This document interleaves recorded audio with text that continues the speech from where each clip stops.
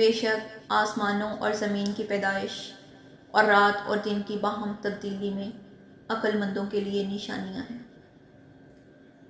آپ کی زندگی میں کبھی ایسا لمحہ آیا ہے جب آپ اپنے ہی وجود سے اجنبی لگے ہوں، جب آئینے میں چہرہ آپ کا ہو مگر آنکھوں میں کوئی اور دیکھ رہا ہو؟ یہ سوال کسی عام کہانی کا نہیں، یہ ایک چیخ ہے جو لفظوں میں چھپی ہے۔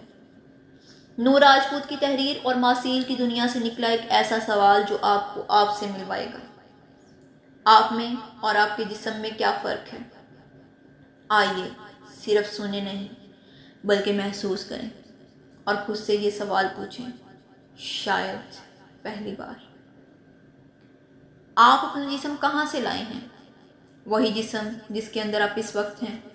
اور یہ مت کہیے گا کہ یہ تو ہمیشہ سے آپ کے پاس ہی تھا، کیونکہ شاید پھر آپ کو اپنے جسم کا پتہ نہیں۔ اس میں جو مالیکیولز اور ایٹمز ہیں یہ آتے جاتے رہتے ہیں۔ آپ کھاتے پیتے ہیں، سانس لیتے ہیں، اجزاء جذب کرتے ہیں، کچھ دیر یہ استعمال ہوتے ہیں، پھر یہ جڑ جاتے ہیں، سانس یا منہ سے نکل جاتے ہیں۔ آج سے 1 مہینے بعد آپ کے جسم کا بڑا حصہ وہ نہیں ہوگا جو آج ہے۔ کسی پانی کی لہر کی طرح آپ ایک عارضی ترتیب ہیں۔ ہر سیکنڈ میں آپ کے جسم میں خون کے 20 لاکھ نئے خلیے بن رہے ہیں۔ روز ہزاروں میل لمبا ڈی این اے بن رہا ہے۔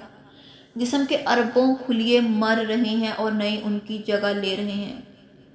خون 4 ماہ بعد تبدیل ہو چکا ہوتا ہے۔ جلد 2 ہفتے میں مکمل طور پر بدلی جاتی ہے۔ معدے کی لائننگ 5 روز میں بدل جاتی ہے۔ جگر کبھی اپنی سالگرہ نہیں مناتا۔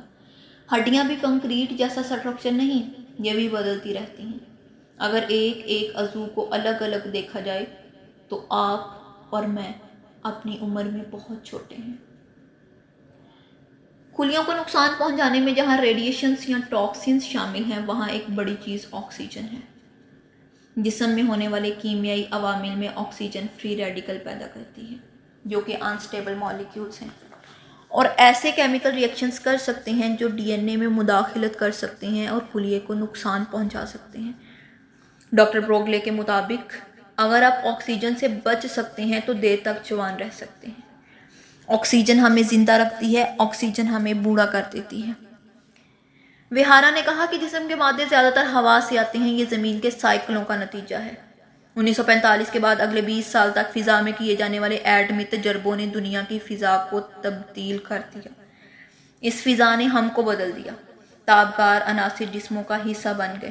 یہ ٹوٹتے جاتے ہیں لیکن عناصر جسم میں رہ جاتے ہیں۔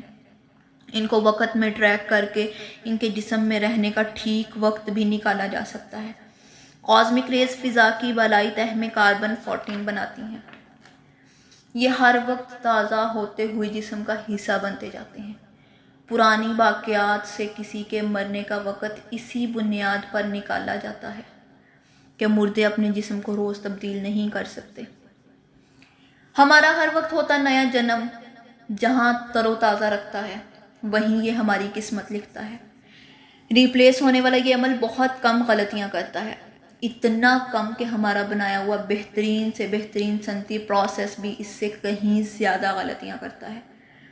لیکن یہ عمل خود بھی مکمل طور پر پرفیکٹ نہیں۔ مزمحل ہوتے کوا، بالوں میں اترتی چاندی، کینسر، سب اس دوبارہ جوان ہونے والے عمل کا نتیجہ ہیں۔ سال گزرتے ہیں، خلیے ضرر اکٹھا کرتے ہیں، جسم کے اعضاء ساتھ چھوڑتے جاتے ہیں، پھر وہ وقت آ جاتا ہے جب قصہ تمام۔ یہ باری اگلی نسلوں کو منتقل ہو جاتی ہے۔ اس انتہائی پرفیکٹ عمل میں ہونے والی کبھی کبھار کی غلطی، کیا یہ اس عمل کی خامی ہے؟ نہیں، یہی اصول تو زندگی کی رنگینی کی بنیاد ہے۔ اس کے بغیر سب کچھ بے رنگ ہوتا اور سب کچھ ایک سا۔ ایک خلیے سے دوسرے میں کاپی کے دوران ہونے والی غلطیاں ہی تو ارتقاء کے عمل کی بنیاد ہیں۔ اگر یہ نہ ہوتا تو سب کچھ بس پہلے خلیے کی طرح رہ جاتا۔ اس کے علاوہ کچھ بھی کبھی بھی نہ ہو سکتا۔ اربوں سال سے جاری اس کمال کے کھیل نے آج کی دنیا بنائی ہے۔